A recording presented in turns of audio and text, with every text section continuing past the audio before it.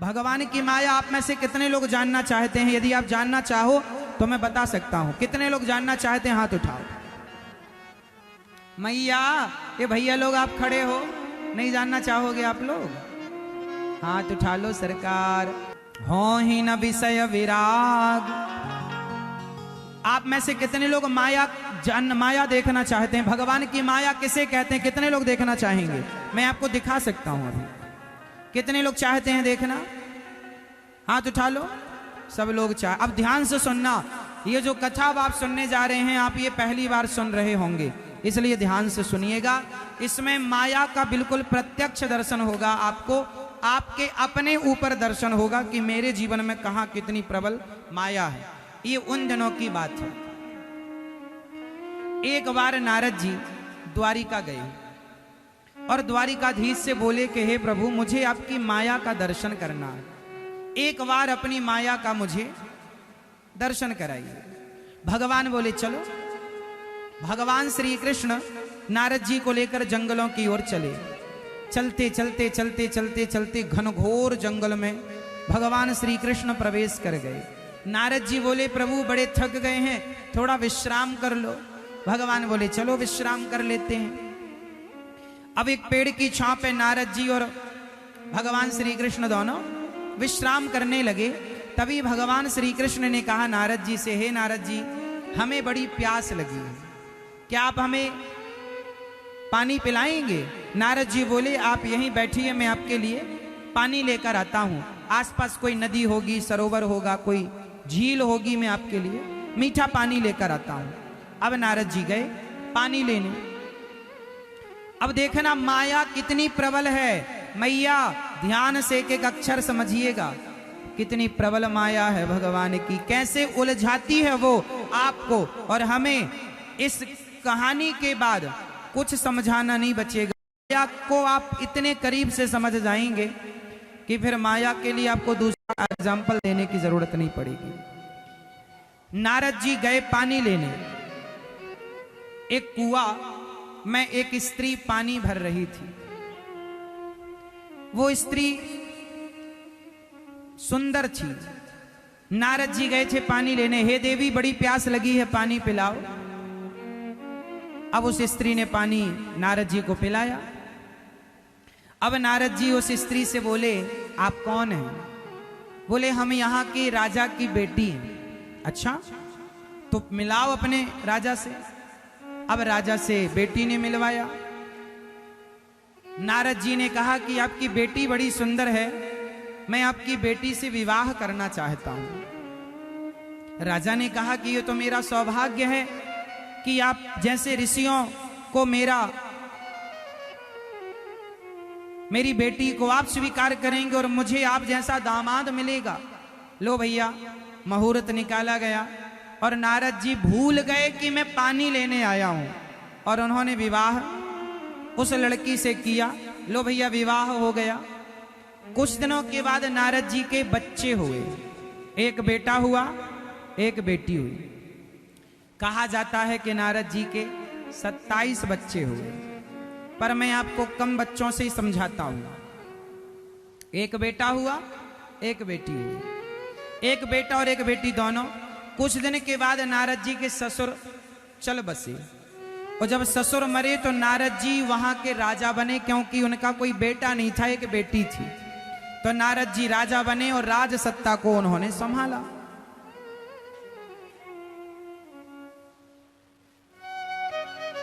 और जब ससुर जी मरे तो नारद जी भी रोए। ससुर जी चले गए। जैसे आप लोग कोई मर जाए तो रोने पहले पहुंच जाते हैं, तो नारद जी भी रोए। फॉर्मेलिटी तो करनी पड़ेगी। रोए। पत्नी और बच्चों के साथ रहने लगे। राजा बन गए, प्रजा का पालन। एक दिन राजा ने मंत्री से कहा, नारद जी ने, सुनो मंत्री, जरा बताओ कि हमारी सीमा कितनी बड़ी है हमारे राज्य की। मंत्री ने कहा, महाराज, बगल वाला राजा हमारी सीमा को कुछ अपने कब्जे में ले रखा है, आप आज्ञा करें तो सेना तैयार करके युद्ध की तैयारी की जाए। नारद जी बोले तैयार करो। सेना तैयार की गई, युद्ध की तैयारी। अच्छा, नारद जी ने पहले तो कभी युद्ध लड़ा नहीं था और नारद जी राजा बने, चले युद्ध करने। और सामने वाला राजा भी तैयार था युद्ध के लिए। लो भैया, दोनों राजाओं की लड़ाई हुई इस लड़ाई में नारद जी की सारी सेना मारी गई। सारी सेना मारी। उस राजा ने नारद जी के सिंहासन पर कब्जा किया और नारद जी भागे, पत्नी और बच्चों को लेकर भागे। और भागे भैया नारद जी, यहां से वहां से वहां से भाग रहे, रो रहे हैं नारद जी, हे भगवान मेरी सत्ता चली गई, मेरी गद्दी चली गई।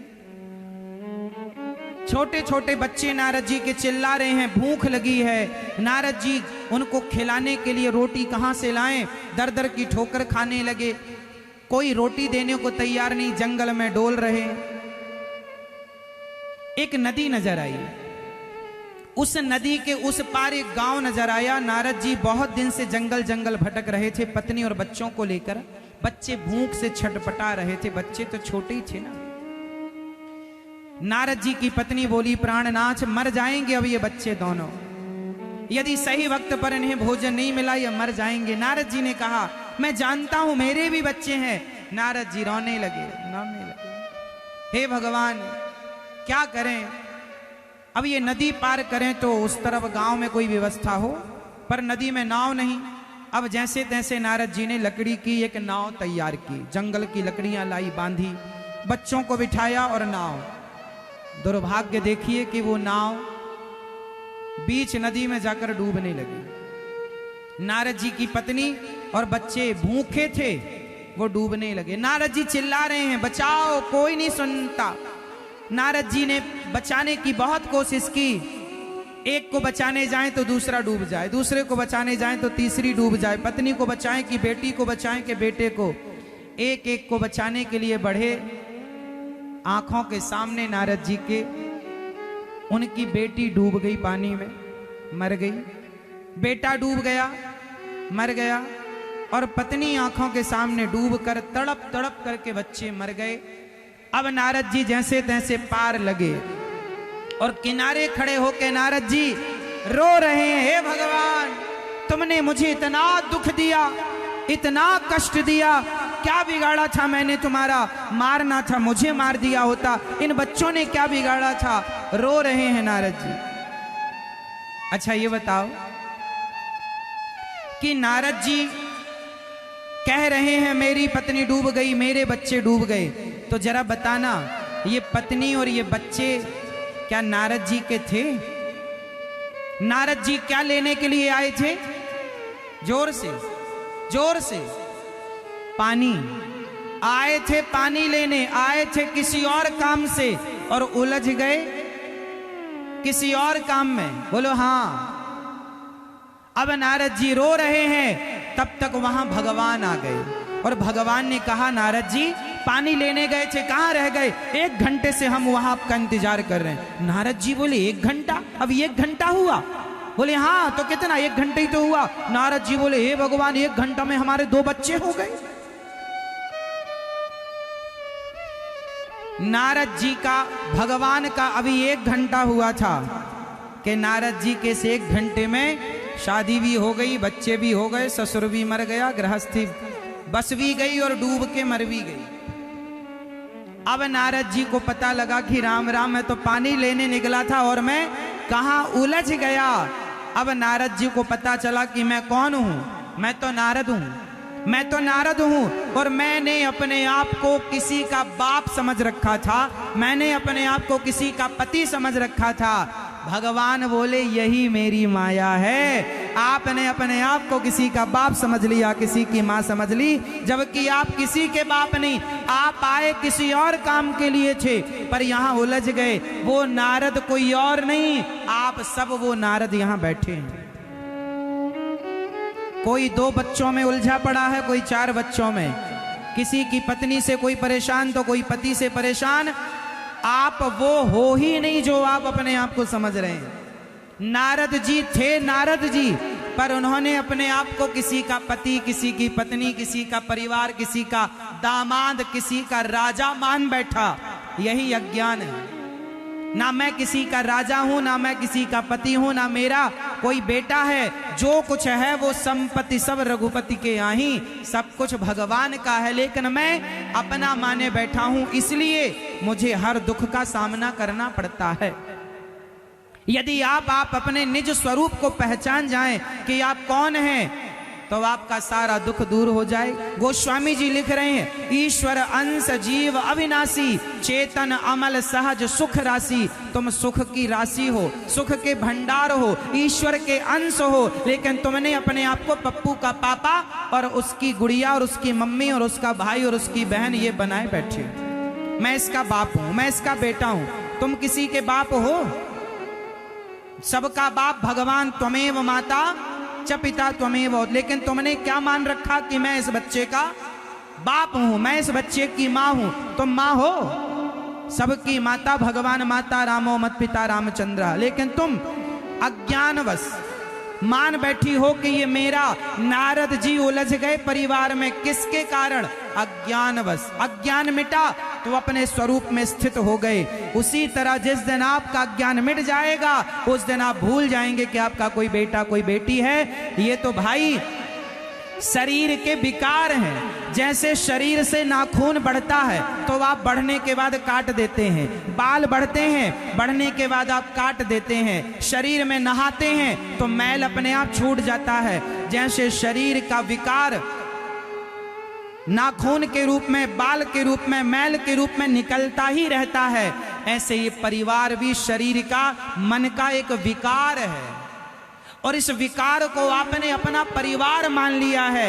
यही तो माया है। नारद जी उलझ गए उस परिवार में, क्योंकि माया का पर्दा पड़ गया। ये माया का पर्दा उलझाए रखता है, और ये माया तब तक पड़ी रहती है जब तक व्यक्ति भगवान की शरण में नहीं चला जाता। और नारद जी भगवान की शरण में गए, माया का पर्दा उठा, पहचान गए मैं नारद हूं। ना कोई बेटा था ना कोई बेटी। नारद जी रो रहे थे अभी थोड़ी देर पहले, मेरा बेटा डूब गया, मेरी पत्नी। और नारद जी को भगवान मिल गए तो रोना धोना समाप्त हो गया कि ये तो मेरा था ही नहीं। नारद जी क्या लेने आए थे?